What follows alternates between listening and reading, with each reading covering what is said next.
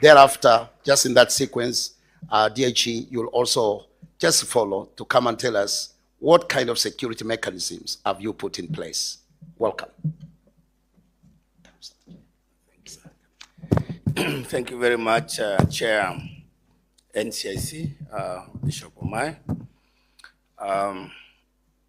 the Chief Guest, Your Excellency, the Prime Cabinet Secretary, Honorable Musalia Mudavadi, the Cabinet Secretary for Interior, Honorable Onesimus Kipchumba Murkomen, the Chairperson of NCIC, the Chairpersons of Independent Commissions present here, Commissioners, and all invited guests. Hamjambo. Good morning. Good morning. Allow me to make very few remarks during this very special occasion.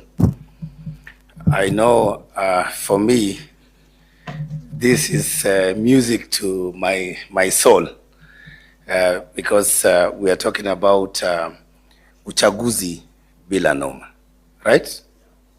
Are we together? So I am the first person who would love to have uchaguzi bila noma.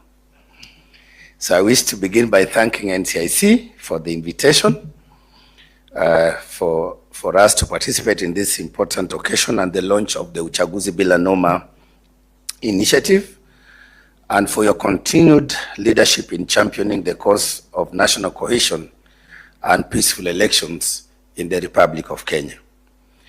We gather here, ladies and gentlemen, well aware that we are within 350 days to the 10th of August, 2027, which is the D-Day for our general elections, 2027. So this date is no longer a distant date in our calendar.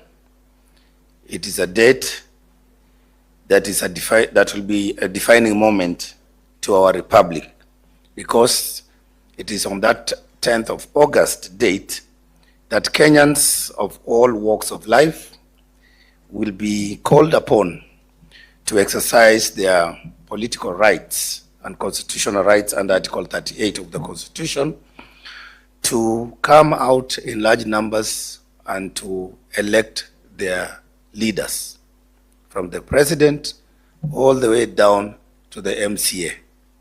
So it's a very defining moment for us and for all Kenyans. We are also reminded that as we prepare for 2027 general elections, we have had many other elections in the Republic of Kenya. I think since independence, Kenya has been one of those republics that has never failed to hold a general election. Am I correct?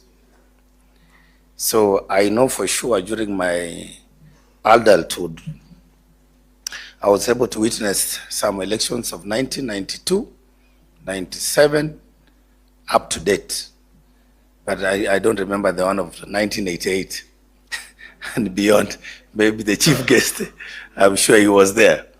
But truly, as a country, we've set a record of being one of those countries that has successfully held elections throughout the course of our democratization and democratic journey as we build our nation. But we are also aware that our electoral history carries some both painful lessons, but also good lessons. In some of these elections, those of you who recall, 1992, 1997, there were tensions sometimes that resulted to incidences of violence. In 2007, of course, that was a very devastating moment for us as a country that has always, prior to that, prided itself in being the island of peace in the sea of turmoil, in the sea of trouble. Because when you look around at our neighbors, there was trouble everywhere. But then Kenya was this island of peace and tranquility. But 2007, this devil, I don't know, Bishop, where that devil came from, the devil visited our country, and we know what happened. We lost more than 1,000 lives. We destroyed our property, our social infrastructure, our public infrastructure. We destroyed that trust among communities.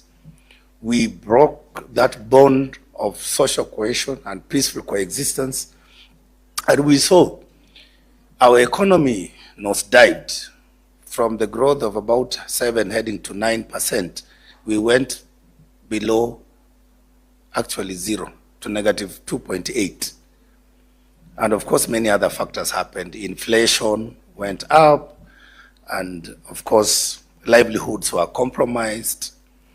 And I was one of those young officers that time working for the United Nations Development Program. And when these things happened, we did what we call early recovery needs assessment. And that required us to visit all the areas that were affected by the post-election violence. We visited 14 districts that time, and we saw what was happening. We came face to face with communities in IDP camps, internally displaced persons camps, in all of those districts. We came face to face with suffering of young children in those IDP camps. We came face to face with the madness that led us to destroy even our water systems, water tanks, pipes, roads, police stations, literally everything. And I believe we are gathered here within that context and appreciating our history and reflecting upon those lessons and making sure that whatever we do, we always remember what happened that time. And that should inform what we are going to do to secure a peaceful and credible elections come 2027. So I implore you as a chairperson of this commission not to forget. I was just mentioning to the Prime Cabinet Secretary that those children who are born in 2007, they are now heading to 20 years. And because they were not there, or they were toddlers, they might not have the benefits of knowledge and understanding of what happened 2007. And yet, they are the people now in our register. They are the people now active in social media. They are the people now active in political rallies. If they don't understand what happened, then they can easily be misled to participate in those things that are likely to harm them and to harm the peace and stability of our country. So we must be sensitive as adults who are there, who experienced it, who saw it all. We must be sensitive as we engage our young people. And that requires us to show a certain level of conduct, a certain level of hygiene, political hygiene, that will